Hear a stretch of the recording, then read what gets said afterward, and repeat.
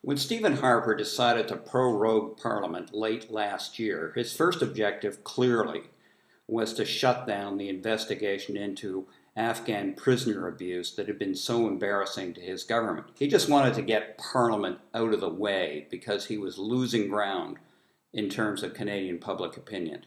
He's used prorogation to do other things, though, as well. First, to stack the Senate. But second and most important, he has used prorogation to expand Canada's trade deal with the United States in the most important way since NAFTA went into effect in 1994.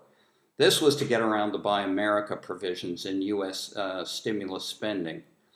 What Harper did to buy in on just the last few days of bidding on contracts under the U.S. stimulus program at the state and municipal levels was to make an agreement that said that permanently Canadian provinces and municipalities would have to open up their contracts to U.S. companies on the same basis as Canadian companies. This takes away an enormously important tool for governments at the municipal and provincial levels in Canada, a tool that's used to create jobs in this country, to promote the operations of Canadian companies, to promote research and development in this country, to move over to a green economy in a whole host of ways. It's a bad deal for Canada.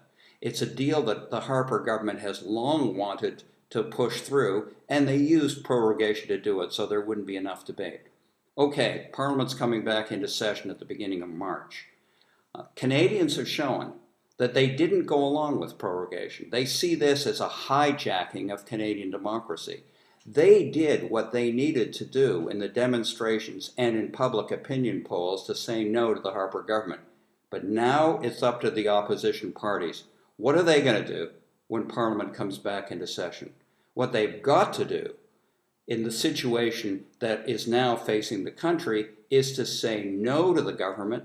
They have to, as the majority, set the agenda, or they got to turf this government out.